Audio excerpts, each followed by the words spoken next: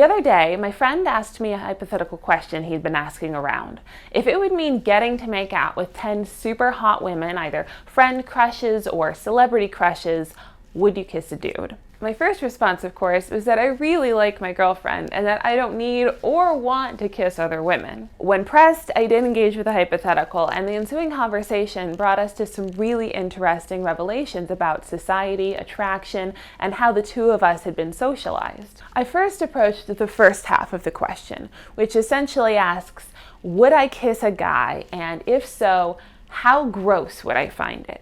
Unlike most, if not all of the others he questioned, I have kissed guys before, and the thing is, guys aren't inherently repulsive to me. Kissing them was kind of a neutral thing, maybe a little gross, but not too bad most of the time. So looking at my friend's question from the point of view of, would you do this disgusting thing? It's just not that gross to me. There are individual men who would be gross to kiss, but just some random guy, my answer is, whatever. My friend had more reservations. He said he would give a quick peck and shiver. Clearly, he was more freaked out by the idea than I was. Together, we puzzled out that there were likely two things at play. First, as I already mentioned, the ordeal is a lot less mysterious to me. Neither of us are excited by the prospect, but I have the benefit of hindsight. And to my queer fans, I get it. Poor straight baby would have to feel for 3 seconds what we feel all our lives, standing out for breaking social norms. But at least when we act against social expectations, we're acting within our own nature. Social pressures are powerful, and there are only so many impulses that can prompt us to break social conventions. I exhausted every possibility of being happy with a heterosexual life before admitting to myself that I would never be as satisfied by a life with a man as those around me seemed to be.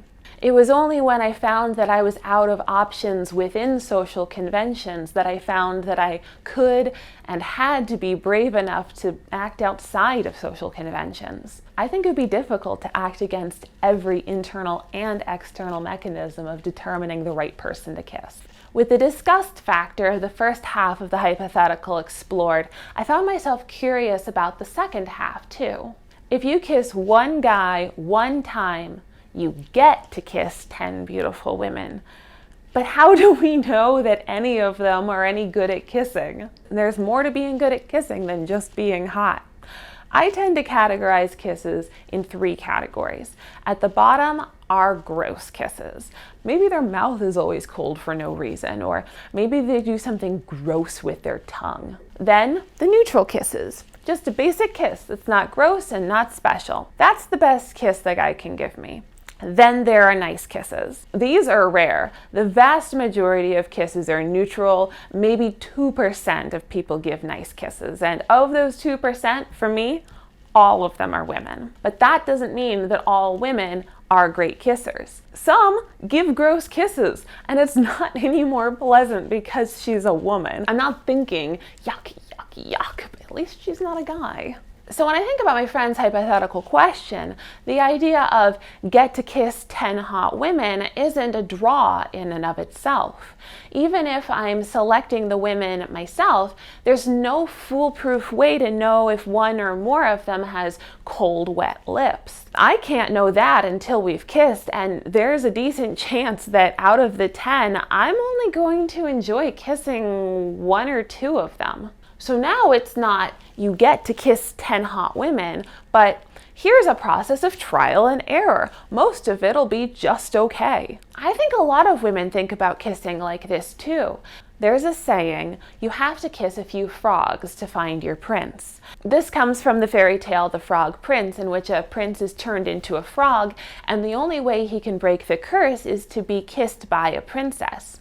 Obviously, since he's a frog, she takes some convincing. Now, in the story, they both get pretty lucky. For his part, he convinces her to give him a kiss and he turns human again. And for her, she only literally kisses a frog. She did also find her prince. But what if he wasn't really a prince? That's the idea that the saying, you have to kiss a few frogs to find your prince, plays off of. What if he just kissed a frog? And what if the next guy she kisses isn't good at kissing either?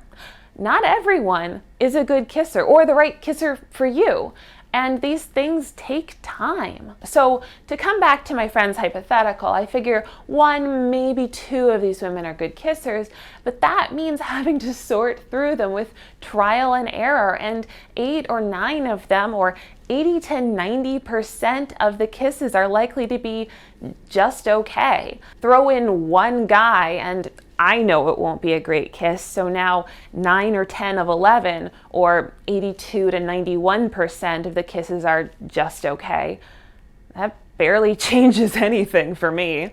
The premise of my friend's question assumes a much higher price and a much higher reward than I actually predict would be the case. Most men aren't the horrible, disgusting trolls he assumes they are, and most women aren't amazing kissers either. Most people are just going to be blandly not right for you, and one's identities and social roles impact their discovery of that fact.